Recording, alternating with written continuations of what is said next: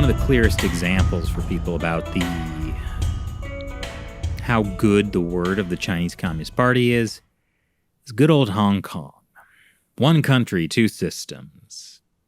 So an American lawyer has been arrested. Yeah, because he got involved with what looked to him like this older guy beating up a younger guy. In 2019, this American lawyer saw this old guy just beating the crud out of a teenager. And he was like, hey, are you a police? And the guy's like, no, I'm not a police. I'm not a police. And so he intervenes. He stops this man from assaulting a teenager. Turns out the guy actually was a policeman, and now he's going to jail for assaulting a police officer. Yeah. So, I mean, it part of that is just showing you that the police in Hong Kong can now operate with impunity.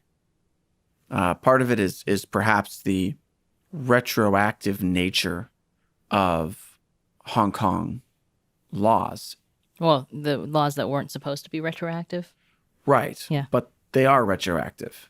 And I mean, I think this is something that is not true in a lot of countries, but in America, it certainly is that if you commit, if you do something that it was legal at the time, but then you're arrested now but then a new law is passed that makes it illegal, you cannot be charged with that crime because at the time when you did that action, it was not a crime, right? Like if the U.S. outlawed good looks, you'd be fine, Matt. But I'd have to get really ugly really quick. That's true. As soon as you carry on those good looks. Shelley, why are you so uncomfortable suddenly? Okay, nothing. So at any rate, American lawyer, him being a lawyer is kind of irrelevant to the story. It's just a little bit ironic because, he was someone who was probably somewhat aware of like what's allowed and what's not allowed. Yeah. And like by assaulting this police officer, it's like when the police officer kind of lunges with a baton, he like grabs it and like holds him back. It's not like hammer fisting his nose into his skull. Right. So you're saying the police officer pulled kind of one of those football things where they fall on the ground and they're like, Yeah, I mean, with Hong Kong, there was a lot of talk recently in the last year about whether essentially protesters in 2019 pushed too far. Mm-hmm. And that's what caused the national security law to happen and this huge crackdown that's happening in Hong Kong now. But really, from the time that the UK and signed the Sino-UK joint declaration with the Chinese Communist Party, Hong Kong's fate was already written. Because it goes back to ideology. They cannot allow one country, two systems. They can't allow a separate ideology. It was a beautiful lie. It certainly duped the Queen. Well, and Margaret Thatcher. But it's interesting because somebody was going back and looking at Wall Street Journal articles and opinion pieces from the 80s. Mm-hmm. And essentially the Wall Street Journal had been saying, before the Sino-UK joint declaration was formally signed and afterwards just repeatedly going, this is a bad idea. Screaming this is into the void. Yeah, like this is not going to work out. The people of Hong Kong have been betrayed. Yeah. Curse you and your sudden but inevitable betrayal. Yes, but this is again the thing where, people just act like, China is a normal country. It's nice to have our heads in the sand, isn't it? And then also like this idea that, the problem is the protesters who went too far. You're blaming the protesters. You're blaming up to 2 million people in the city who've been involved in one or more protests. You're blaming like non-violent people who didn't assault civilians. They didn't like, it's insane to start blaming protesters for something instead of the regime that's committing genocide is doing. Yeah. Yeah, this was a foregone, as you mentioned, Shelley, a foregone conclusion when the Sino-British Joint Declaration was signed. I mean, fortunately, Hong Kong is still not quite mainland China yet. I know a lot of people in Hong Kong are kind of looking at Falun Gong as the barometer. Falun Gong, brutally persecuted in China, but allowed in Hong Kong. I mean, And so- harassed in Hong Kong. Like We saw them being yeah. harassed when we were there in 2019. We saw it in 2014 even. Yeah, but essentially legally they were allowed to be there. Yeah, and so as long as that's still allowed, it's probably still okay in Hong Kong, right? This authorities going after Falun Gong in Hong Kong. Well, not yet, but basically some of these pro-Beijing lawmakers in Hong Kong, asked Hong Kong authorities to outlaw Falun Gong. So there were in this completely very spontaneous thing that happened. First of all, Hong Kong's legislature is now just like a puppet legislature because they kicked out essentially all of the pro-democracy people. And so now it's just full of pro-Beijing stooges. And a couple of them, brought up to, Chris Tang, he used to be the police commissioner. Now he's the Number deputy two. executive, chief The executive. number two Yeah. position in the So, government. they were like, well, maybe the Hong Kong should outlaw Falun Gong, this, dangerous organization, subversive, whatever. And Chris Tong was like, well, there have been 3,400 some police investigations or some kind of police actions related to Falun Gong. So, we will investigate them according to law. Or he was a little non-committal about it. But it's like those investigations were basically like police going after some like, auntie in a yellow shirt holding up a sign about, China's organ harvesting, right? Like it's not like incidents that Falun Gong committed. It's the police taking action against And we don't know. innocent There's people. also a lot of, because we were talking about Falun Gong getting harassed in Hong Kong, there was this basically anti-Falun Gong organization in Hong Kong that was, backed by the Chinese Communist Party's United Front work department. to basically just harass Falun Gong people when they Right. were trying to pass out, flyers about human rights or whatever. They would set up right next to them and try to film them and try to harass people who talk to Falun Gong people. So it was a lot of these incidents probably relate to that kind of stuff too. But anyway, so this is the first indication that they probably will at some point go after Falun Gong. And so then what will that mean? Does that mean labor camps in Hong Kong, detention centers, organ harvesting? I mean, I think that it definitely means, if they actually outlaw Falun Gong, that means that you can't practice it publicly anymore. Right. And if you go protest something related to what the Communist Party is doing to Falun Gong, then you could be undermining national security, right? So you could actually be charged with that. And under the national security law, they can also extradite people to mainland China, right? So theoretically, a Hong Kong Falun Gong practitioner exercising their free speech in Hong Kong can get arrested, charged, and even potentially extradited to mainland China to face punishment. I wouldn't even be surprised if that starts to apply to any Falun Gong practitioner in the world that travels to Hong Kong. I mean, I think probably now is not the time to go to Hong Kong. No, for anyone. Really? No. Right. But it's a little tricky because this is basically, if you use the national security law, you're using a communist law in a Hong Kong system that previously had a totally different judicial system. So we don't really know exactly what that will look like, I think. Yeah. But essentially, I think it's a sign that they're just going to go after anyone. That Hong Kong will not just be another mainland Chinese city, but it will be a mainland Chinese city that is considered a problem city. Like It'll be more like Xinjiang, Xinjiang, than yeah. Shanghai. Yeah. And Hong Kong is a victim of the Western world not understanding this ideological war the Chinese Communist Party has been waging. If the West had been strong, that would have been deterrence to stop the Chinese Communist Party from doing that.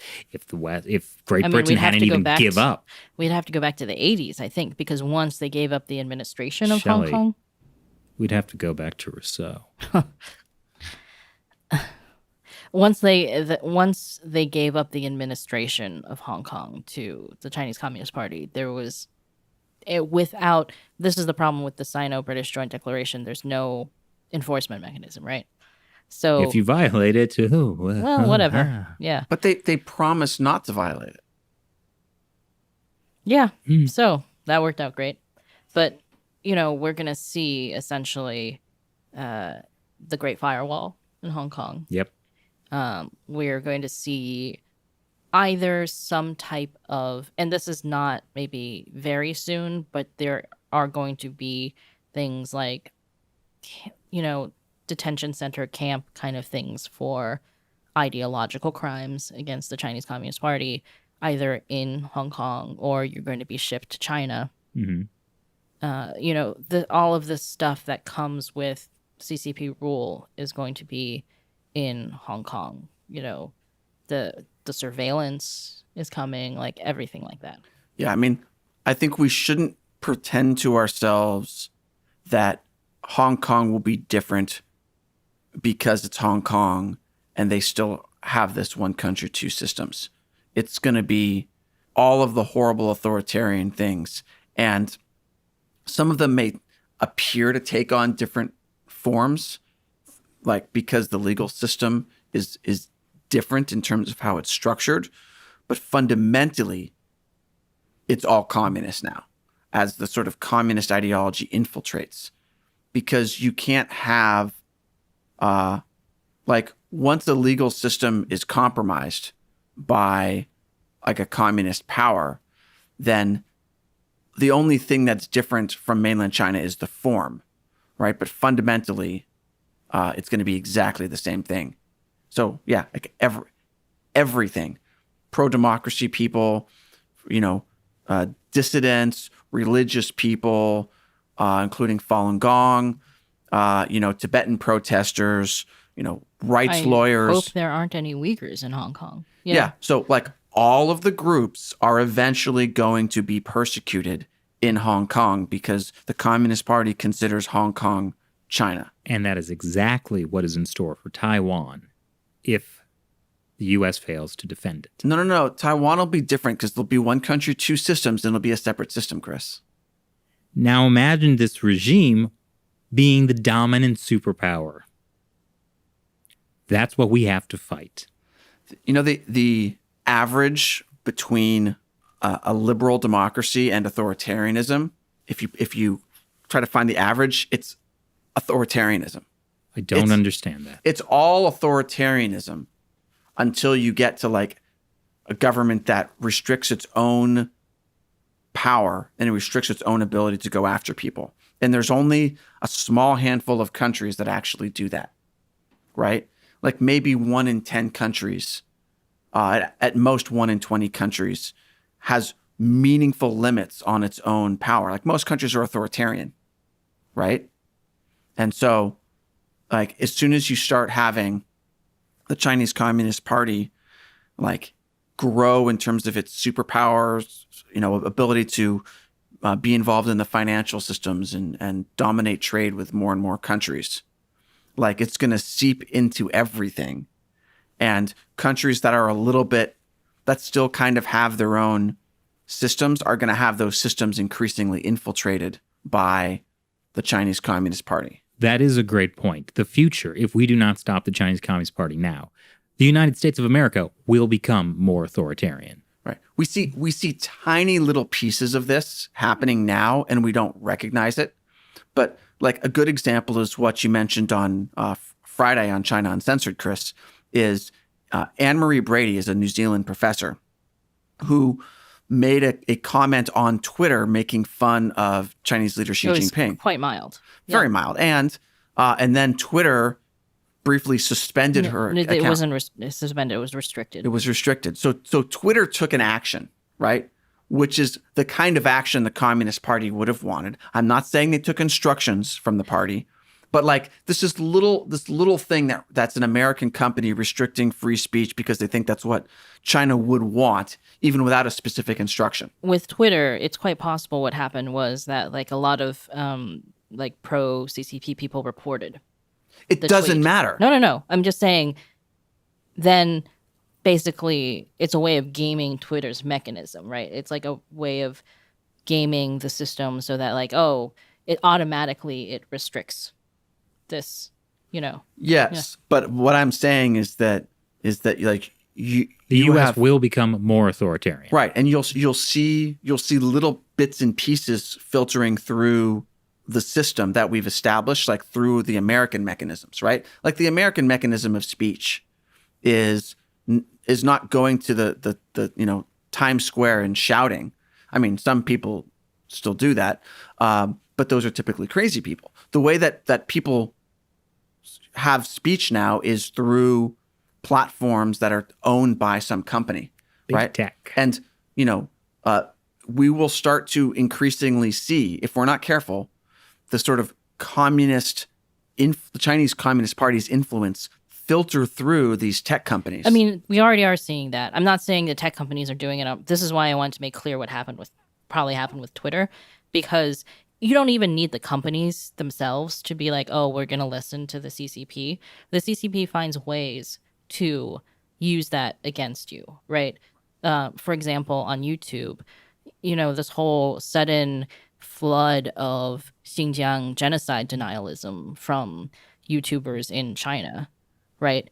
And Serpent Zede did a video on this recently where he showed that a lot of these YouTubers were all obviously taken on the same trip to Xinjiang, because if you watch their videos, they kind of show up in each other's shots accidentally in the backgrounds, because they're all kind of like, it looks like they're all kind of outside like some main gate in I forget where this is, Urumqi, somewhere in Xinjiang, and they're kind of dancing with these Uyghurs who are very happy and totally not being genocided. And so this is a way that even without YouTube specifically going in and being like, well, we're going to restrict, this is what's happening now. Mm-hmm. In a future where the Chinese Communist Party has won its ideological war, where it's able to invade Taiwan without repercussion, I think we'll be seeing a lot more than what we're seeing right now in the United States. Yeah, and like it'll kind of become the way it is in China, where everything is a political statement, and you always kind of have to watch yourself. I was thinking about one of the videos we showed in today's China Uncensored episode about the Vitasoy thing, where this Hong Kong company, Vitasoy, drink maker, they got in trouble. They got boycotted in China, right? And there was this just Chinese live streamer who happened to be drinking the carton of Vitasoy brand lemonade on camera. And then people were like, stop drinking that on camera. And he was like, what did something happen? He didn't know. And then people had to kind of telegraph to him that it had to do with the Hong Kong thing, like Hong Kong issues, without even using the words Hong Kong. There was a shorthand way to say it without using the words, because that would get censored. So, this guy is just drinking a drink on camera, and that's accidentally a huge political statement, right? Right. And just like the way the political winds shift so quickly, like what's happened with Vitasoy is 6 months from now, like no one's going to remember this. It'll be a non-issue, and probably Vitasoy could be back on shelves in China. But like now it's like this huge sin that you're getting canceled over. So, but like this is the same. I remember when, you mentioned Serpent Zede, and when he was on our podcast, he was talking about how when he was in China, there was like briefly this political wind that shifted against Apple, and everyone had to throw away their iPhones, right? And waste like all their money that they'd spent on their iPhones. But that's because like iPhone was like Apple was not okay. But like everyone has iPhones again now, so it doesn't matter, right? So it has nothing to do with the product. It has nothing to do with any like concrete thing. It's just the political winds. And yes, we will start to see that increasingly in the US. The degree to which we're seeing this kind of stuff in the rest of the world is correlated, step by step with how much power the Chinese Communist Party has. So the trick is to not let the Chinese Communist Party get any more power. And so that is up to us. We have to educate ourselves and In particular, people need to educate themselves about communism and what communism's true nature is and be able to see the logical fallacies of their arguments and when this sort of communist ideology comes up in other places. Either that or Time Machine to Kill Rousseau.